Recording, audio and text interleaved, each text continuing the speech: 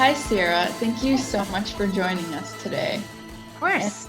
for those of you tuning in today, we have Sarah Prescott, skateboarder and author of Shredders, Girls Who Skate. Sarah was born and bred in Los Angeles, California. She's a commercial photographer specializing in lifestyle, portraits, food, drink, and of course, action. It's very impressive. We're going to have Chloe start with the first question. Hi, Sierra. Thank you for your time today. Hi, Chloe. I was wondering, what inspired you to write Shredders? Well, you know, I think the biggest inspiration is showing girls that anything is possible and whatever they want to do with skateboarding, they can do it at whatever age, pace, speed, uh, skill level they want. That was kind of my ultimate inspiration. Is there one skater from Shredders whose story stuck out to you the most? And how did you come across the non-professional skaters that were featured in Shredders? Yes, there is someone that definitely stuck out. Her name is Ariel. I met her, I found her online. And basically what it was that stuck out to me was she was just this little girl at this huge skate park, and she was dancing, just dancing to herself, all padded up, her skateboard's next to her. And she was just in the best mood ever. And then all of a sudden you just see her get on her board and she drops into this huge ramp. This girl's 6 years old and she's just like flying down the ramp. I'm like, who is she with all this style? And she's just laughing. And then after she gets, she slows down, she jumps off her board and she's just cracking up and dancing again. And she was in China and I'm in Los Angeles. And I was just like, wow, this girl loves skateboarding, just as much as I do. So I had to go to China and meet her. It was one of the coolest things I've ever done in my life. I was terrified to leave the country and, go somewhere where I don't know any of the language. I don't know anything about it. And skateboarding brought me there, it was super cool. And I met a lot of cool skater kids at that park. Stella Seraphin. Skateboarding to her is just such a fun outlet, and she just likes to push around and she draws skateboards. And I think finding the people was just kind of being online and sifting through people who skate. There's the longboarders and the regular skateboarders, and there's the longboard dancers, and then there's freestyle skaters.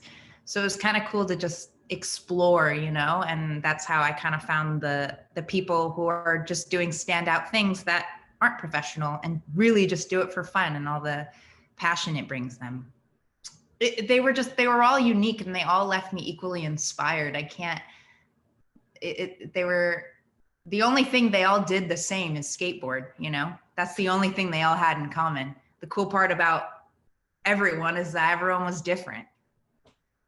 How have you been during the pandemic, and has quarantine given you more time to skate and take more photos, or have you been learning something new? I wouldn't say quarantine's given me more time to skateboard, but it has given me more time to focus on things around skateboarding, like making sure I stretch appropriately and making sure I'm still building the muscles and maintaining it so that when I do take little breaks and go out, I'm not going to get injured. And definitely watching more how-tos on skateboarding and watching other people skate. That's kind of a big part of how I think skateboarders learn, is watching. So the pandemic has definitely brought me time to focus more on other skaters and see what they're doing and how they're doing it and the style they're carrying out. I think it's been tough because we've had a lot of time to just kind of be in our heads. But I think that also helps us to kind of further our passions and really understand what we love to do. And that's definitely something the pandemic has helped me do, being home. At the time of publication, you mentioned your trick in the works was the airwalk on flat ground. I'm wondering how it's coming along. Wow. Well, thank you. I got to work on that one again. That's still a hard one for me. I must say, not having a nose on my board makes it a little harder. So when I'm practicing the airwalks, I try to use a different board. So that is actually something I've been doing in the last few months, is kind of switching back and forth between the different shapes of boards, because they kind of lend themselves to different tricks. And the airwalk is something that I would do more so on a board with a real nose, not like my board right there. Those two boards don't really have noses back there. A little harder, but I'm on it. You reminded me. I got to get back on that. But I've also been working on just no complies, 180 no complies, and Ollie North. Appreciate the push for that airwalk. I will get there. A little embarrassed. I didn't do it. I was going to pretend. Woo! All right. I'll get on it. What is your favorite type of skating, and where is your favorite place to skate? I like street skateboarding. So basically like curbs, parking blocks, little stair sets. My favorite place to skate though, really is kind of anywhere streetwise, but I like to be near the beach because there's something about, the wind from the ocean and the smell and the soft pavement by the beach. It's I don't know, skateboarding started at the beach, it started in Southern California, and it started on by the water. It's from surfing, so I feel like it feels really good to be around that and in that whole world. Do you take a skateboard with you when you travel? And if yes, where in the world has been the most interesting or challenging place to skateboard? I always have 3 skateboards. Sometimes it's like makes it harder for me to get home because they don't want to let me on the plane because I have too many skateboards. But I never leave without it. I would say, I think I'm going to go with your what was the most difficult. That had to be Berlin, Germany. So the majority of the city is cobblestone. So that's like impossible. Like you try and skateboard, you're like, gah, gah, gah, gah, gah, gah, gah, gah. It's like the worst. And then everyone's like, this is so annoying. What's that loud noise? And you're just like, no, bad place to skate. But they have great skate parks, which happen to be in like abandoned warehouses. They would have, 4-story skate parks in there, and that's where all the skaters go. But the streets, no way. Skating in the streets of Berlin is hectic. Not fun. Skateboarding will make its official debut in the 2021 Olympics in Tokyo. And will you be attending to take photos? I sure will be there. I was supposed to be there this year, but there's actually a few of the girls in my book are going to be competing as well. So that was the goal of 2020, but 2021, we're going to be there. I'm really excited because I've never been to Japan.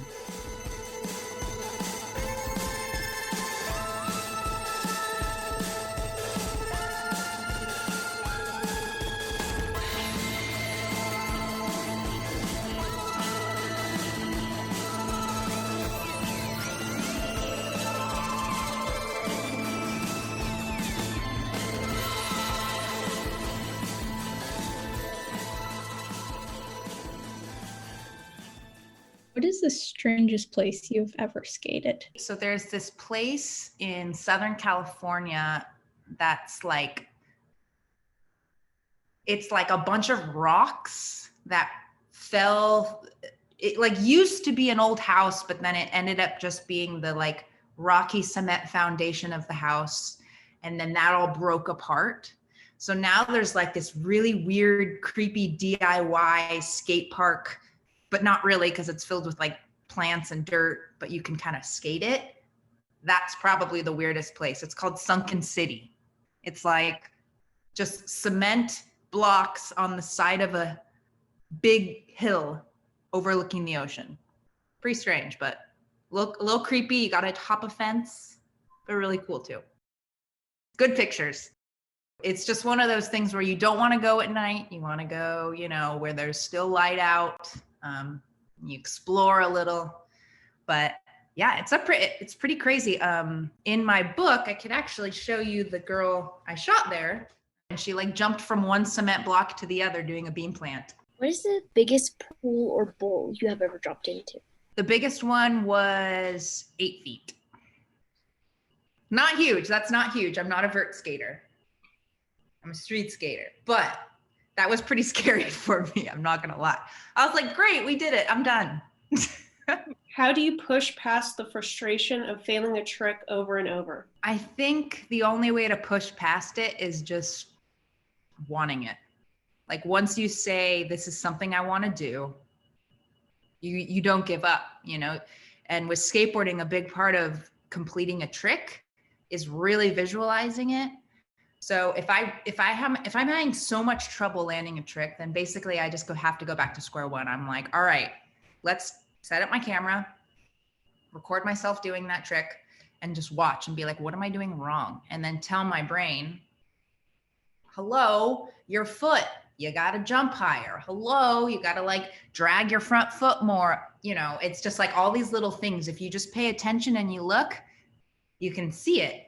And then you just, you know, then I go back outside, back on the board. And I'm like, all right, so do this. Let's do it. What does your dream skate park look like? There's definitely a big pump track. We've got a good pump track on the side. And then you've got an array of bowls. So you've got like the big bowl with the deep end and the shallow end. So you can really let people go crazy. And you've got the little training bowls that are like, 3 feet, like a little mini bowl. I love those. They're so fun. And then you've definitely got like the skate plaza area. You've got like some fun boxes. You've got some rails. You've got little wedge ramps. You've got maybe fun little DIY aspects where it's like some kind of cement curved to a wall. Yeah, I think that would be a good start for a skate park. Water fountain. Important. Do you have any projects you are working on now that you would like to share with us? Well, I'm going to be coming out with a bunch of new things that we're going to kind of give back to this year. Some t-shirts, skateboard stickers, hats, kind of graphics that we can kind of choose or have the customer choose to give back. So that'll be kind of fun because I'm looking forward to making some cool little graphics that we can support the world with, Do you have any tips for learning how to kickflip? Definitely practice on carpet or dirt first. It helps a lot. The other thing would be actual karate kicking, like practice just kicking your foot off the board, just feeling that over and over. That's like such a big practice of it. And then jumping. A big thing that stops kickflips is, you get that flip down, but then your back foot's still on the ground because you're a little scared and you don't want to jump. You got to lift up that back foot. That back foot is the one that's going to catch your kickflip. The front foot is the one that flips it. So I'd say jump, make sure you really pop and you jump with that back foot, and karate kick with that front foot. Those are my tips. Okay, so now we're going to move on to our lightning round questions, and Renata will have the first question. Let's do it. What are the best shoes to skate in? Vans. Done. Hands down. Love them. If you could skate with anyone, a skater or non-skater, dead or alive, who would it be? Would be Jay Adams. He has been kind of the master of a bunch of my favorite tricks. He's from the 70s. And his like really hardcore style and really like aggressive carving and stuff. It'd be really fun to watch him skate with him and kind of like try and follow him around, That would be really cool. In the book, it says you love acai bowls. What is your favorite place to get an acai? Okay, there's this place in Long Beach. They're so good. They have one that's called like the Buddha Bowl, and it's got like dark chocolate chips on it. And it's like, oh yeah, girl. And it's filled with just all the berries and some extra protein and peanut butter. It's great. So you like them too? I love it. Do you collect skateboards? And if yes, what is your oldest? I have my very first skateboard still. It's pretty old. It is an Element. Who is the greatest skater who ever lived? And have you ever skated with them? Okay, I'm just gonna say one skater that has always been one of the greatest. And well, you have to agree that Tony Hawk is up there. You guys have to, because he has created pretty much the most tricks that we still do know and pros do today. Aside from him, Rodney Mullen, which that is my board signed in the back. So he's another guy who is the creator of so many tricks. Like, I mean, he didn't create the ollie, but he definitely mastered the ollie. Those two people are, if we didn't have them, we wouldn't have, well, we probably would by now, someone else, but we wouldn't have a lot of things in skateboarding. Did you ever take a lesson or have a coach? When I was a kid, no, I did not. I was just went outside, and my 10-foot piece of concrete, which I also had a tetherball pole in the middle, that would be where I skated. And that was how you practice. And like I was saying, how I would watch videos or like watch myself skate, that's how I learned. Do you snowboard or surf? Okay, snowboard, yes. Surf, no. Surfing is scary. Sharks, all those things under the water moves, it drowns you. Concrete is like hard and it stays still and there's nothing hidden underneath. I like snowboarding though. Snowboarding's fun. It's nice and soft. With skateboarding now an Olympic sport, which country do you think will be Team USA's biggest rival? Brazil. We've only interviewed one other skateboarder. You're our second. Cool. And the first Tony Hawk. No way. Our very first interview ever Wow. that we did was Tony Hawk. Monumental. So you're our second one. I'm honored. What's up, KidScoop Media? This is Sierra Prescott, and we're talking about shredders. And I want you guys to stay rad forever. Hope you guys all go skate. I'm gonna go skate right now. Are you?